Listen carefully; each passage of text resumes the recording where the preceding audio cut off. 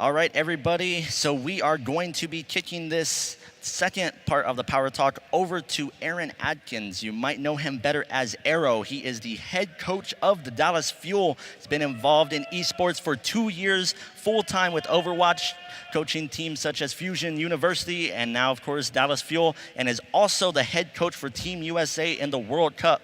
Put your hands together and let's bring Aero to the stage.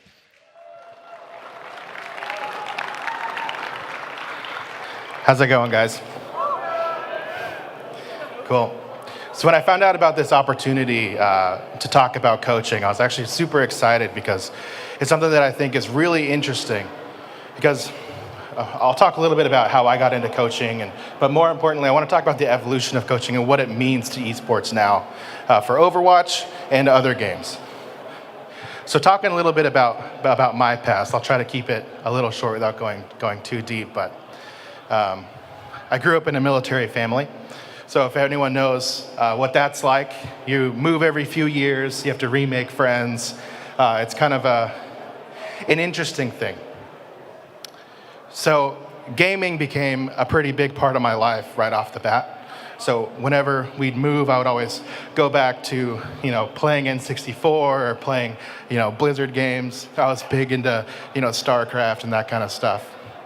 And one of the things that we did was I always go back and play sports as well with all these new military teams and all this stuff. And in high school, I actually had a wrist injury that kind of ended all that. So I ended up being pushed more into gaming because it was easier for me to do because I didn't have to push the limits on what I could do physically with my wrist. And I focused on my studies. So going out of high school, I ended up traveling with a public speaker. And I want to highlight this because I think it describes something that's important about coaching that I'll get into here in a little bit, is a lot of people think that coaching is specifically about like having this deep knowledge of the game and being the brightest in your field, which to an extent it is. But it's more about understanding people and how helping people work together as a team, helping players work together, teamwork, because one of the crazy things about esports is that the game on a fundamental level changes every few months with a patch. You can be grinding something, and then suddenly all of that stuff gets thrown out the window, and suddenly your main hero isn't played anymore. It's nerfed to the ground. You can't play Mercy anymore, and now you're in a Luciana meta, stuff like that. So it's not so much about understanding the super deep niche things about a hero. It's understanding how to make the team work in this new meta under new strengths, under new weaknesses. How do you get the most out of your team's effectiveness without having years and years to grind this one style? So traveling with a public speaker, one of the things about it was I got to understand people more on a fundamental level. And one of the things that I noticed, regardless of where you go in the US, is that there's always people that are kind of stuck.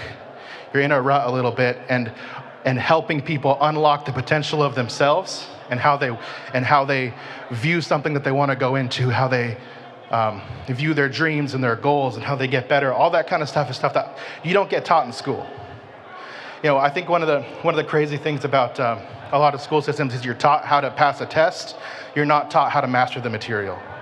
And so more important about coaching, rather than understanding how to just win a game, it's about understanding how to work as a team, how to work as a player, and how to improve. If you teach someone how to learn, they'll master the content. If you teach someone how to master one piece of content, they'll be good at one piece of content. So when you look at the evolution of esports and games and understanding, Overwatch, with every 3 months you have this brand new meta, this brand new stuff you got to learn. It's more important for the team to understand how to learn, how to improve, rather than just learning this one piece of content. So going into my time in Overwatch, I started originally as a player under this little team called Winston's Ult IRL. I'll tell you, we didn't do very well. But I originally didn't intend to coach. I loved Overwatch, but a couple things kind of pushed me into coaching. There was a few things. So number one, I realized I was washed up. Number two, I actually worked a part-time, or I was doing Overwatch part-time. I worked a 9-to-5 job in IT for a credit union. And so Overwatch was what I would do in my free time, which with the growing demands of esports and competition, you just, when you're at the highest level, you need to be able to commit everything to it. And there's a lot of parallels that you can draw between esports and traditional sports right now with the requirements that's on a player and on a coaching staff. But one of the other things was there's a lot of documentaries out there, and this is at a time when esports was still not like the most popular thing. Coaching staffs were not popular. And you see a lot of these teams struggling in certain areas. There are a lot of videos out there, and like the League of Legends scene is a good example. I won't go too deep into what teams they were, all that, but there's a lot of teams that struggle with conflict resolution. So when something happens with the team and players disagree, this big patch change happens, or you don't do as well as you thought you were going to. A lot of teams struggle with butting heads because it's, well, this is what we should have done, this is what we could have done. There's not that authority figure to come in and say, this is what happened, this is what we're gonna do, right? This is where we did well, this is where we can improve, those kinds of things. So seeing all that and seeing Overwatch evolve, when Overwatch originally came out, that's when I was a player. And all of those things combined together made me realize that I had the background to be able to help people work together. And so I pushed it. So I'd work my 9-to-5. It actually was technically like 7-to-4, but details. I'd come immediately home from work and then go jump into scrims. This team, a handful of teams I worked for, but one of the more notable ones was this team called FNRGFE. We worked together. It was this part-time thing. And jump right into scrims, and then I'd do VODs immediately after. I'd sleep for 6 hours and go back into work. And it was this thing because I was okay with doing it because it was my dream. I realized this is what I could do, this is what I could be good at, and so I pushed it and pushed it and pushed it. So, these guys are gaming. So when I had an opportunity to go full-time into coaching, I took it right away. And it was a pretty crazy series of events leading up to coming into Fuel and the Envy family. So going into Fusion University, it was a bunch of kids. There's a very big difference in coaching a bunch of teenagers versus coaching adults. But the biggest thing still remains the same in that it's teaching or working with players on working together as a team more so than mastering the content. So coming into Fuel's Stage 4 recently, that was my biggest goal. You could ask any of the players. I didn't go in and tell them how to play their heroes. I wouldn't go into the NFL and tell Jerry Rice how to catch a football. I wouldn't, it's teaching or working with the players on, these are our goals and scrims. This is what we're working on. And this is how we're going to approach this upcoming week, this upcoming 2 weeks, having a plan for week 1, week 2, 6 months, 1 year. What does that all look like? So one of the things that I implemented going in is understanding the different types of practice and what it means to be in a learning zone, a performance zone. What does that mean for when we're in practice? What are we working on? And so a couple pieces that I'll give if you're an aspiring coach, or if you're even just a player on a team, you kind of want to be able to structure your practices a little more, or just kind of understand what it means to practice. In esports, it's hard to do just normal practice like you would see in traditional sports. Running drills isn't really the same thing. You can't just go blink on Tracer in a custom map and be ready to play. It's scrimming. You scrim against other teams and you play. And in doing that, there's a lot of weird emotions that get into it because it's the idea of, well, if we lose this, then we're not good enough. When in reality, scrims are practice, and it's the mentality of what can we work on, what are we improving on. There's a clear goal, a clear understanding of this is where we're going.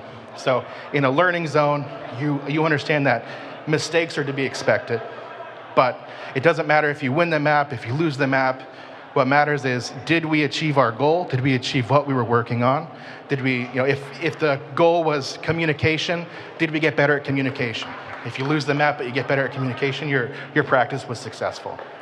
Then you have these other types of practice where it's about performance. And so that's where you're doing whatever you can to win. And clearly defining when you're doing what for your team. So driving into now what that means for the different types of coaching, okay? Because like I said, the evolution of esports right now there's a lot of similarities between traditional sports and esports now, with the requirements that are being put on players. And what that means is, one of the things that Fuel's doing is actually pretty exciting and pretty cool for the upcoming season is we built out our coaching staff to include a lot of roles. Okay, so you have things like a head coach, you have a strategy coach, and now we have things like role coaches. So a lot of our guys here, we have DPS coach, tank coach, support coach, and the idea is we're working together to provide everything that we need for our players to succeed on an individual level, but also as a team. So there's a lot of resources that we're putting in, and that's kind of where esports is going now, with the crazy work days. If you don't know what a work day for an esports player looks like, it's pretty crazy. Because they usually have a team, you have an hour of VOD review or something like that, and then anywhere from 4 to 8 hours of scrims, and then players are expected to play solo queue afterwards. So if you total up all those hours, you don't have a 9-to-5 work week. You're not working 40 hours. These players are putting in, upwards of 80 hours a week sometimes. And so creating a balance of work and life and free time is actually becoming more and more important to increase just kind of the level of, decrease burnout and increase, the desire to push forward. So all of that is to say, esports coaching is evolving. Esports itself is evolving. And it's a really super, super cool thing. I encourage you guys to keep following Fuel, keep following us, because we're kind of blazing the trail with what it means to coach in esports right now. And so keep following us, keep supporting us. Appreciate everyone coming out here. OP Live's this is a great event. You guys are great, and make sure you guys cheer on these collegiate guys going forward. Okay, thanks everybody.